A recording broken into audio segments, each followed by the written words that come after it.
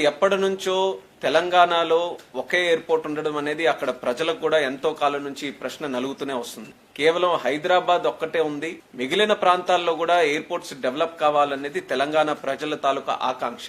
ఎంతో కాలం నుంచి కేవలం ఒక ఎయిర్ స్ట్రిప్ గానే ఉండిపోయినటువంటి వరంగల్లో మామ్నూర్ ఎయిర్పోర్ట్ ని కూడా రాష్ట్ర ప్రభుత్వం కూడా సహకరించి దానికి కావలసినటువంటి ల్యాండ్ కూడా అప్పచెప్పింది. ఎయిర్పోర్ట్ అథారిటీ ఆఫ్ ఇండియా తరపునే ఒక నిర్ణయం తీసుకుని ఒక బ్రహ్మాండమైనటువంటి ఎయిర్పోర్ట్ అక్కడ నిర్మించాలని దానికి కూడా అడుగులు ముందుకు వేస్తున్నాం. మరొక 3 నెలల్లో దానికి ఫౌండేషన్ స్టోన్ కూడా వేసే విధంగా చర్యలు కూడా ఈ రోజు చేపట్టాం. ఆదిలాబాద్ లో ఎయిర్పోర్ట్ నిర్మించాలనంటే సుమారు ఎయిర్ బస్ కి సరిపోయేటట్టు ఒక రన్వే నిర్మించాలనంటే ఒక 430 ఎకరాల వరకు భూమి తాలూకా ఆవశ్యకత అక్కడ ఉంది. సో ఈ యొక్క రిక్వెస్ట్ ని మేము స్టేట్ గవర్నమెంట్ కు కూడా పంపించాం. ఒక పక్కన స్టేట్ గవర్నమెంట్ కి ల్యాండ్ తాలూకా రిక్వెస్ట్ కూడా పెడుతూనే డిఫెన్స్ తాలూకా ఇన్వాల్వ్మెంట్ వాళ్ళ సైడ్ నుంచి, ఎందుకనంటే డిఫెన్స్ ఎప్పుడు కూడా చాలా స్ట్రాటజీతో ఉన్నటువంటి ఒక మినిస్ట్రీ కాబట్టి వాళ్ళు కూడా ఆదిలాబాద్ తాలూకా సైట్ ఇంపార్టెన్స్ కూడా వాళ్ళు తెలియజేయడంతో ఆ ఎయిర్పోర్ట్ లో ట్రైనింగ్ ఫెసిలిటీ డిఫెన్స్ కి సంబంధించి ఏర్పాటు చేసుకుని ఆ ఎయిర్పోర్ట్ ని వాళ్లే డెవలప్ చేసి ఏదైతే సివిల్ ఆపరేషన్స్ కావాల్సినటువంటిది ఉందో వాళ్ళకి సివిల్ ఎంక్లేవ్ నిర్మించుకోవడానికి ఒక అవకాశం కల్పిస్తున్నట్టు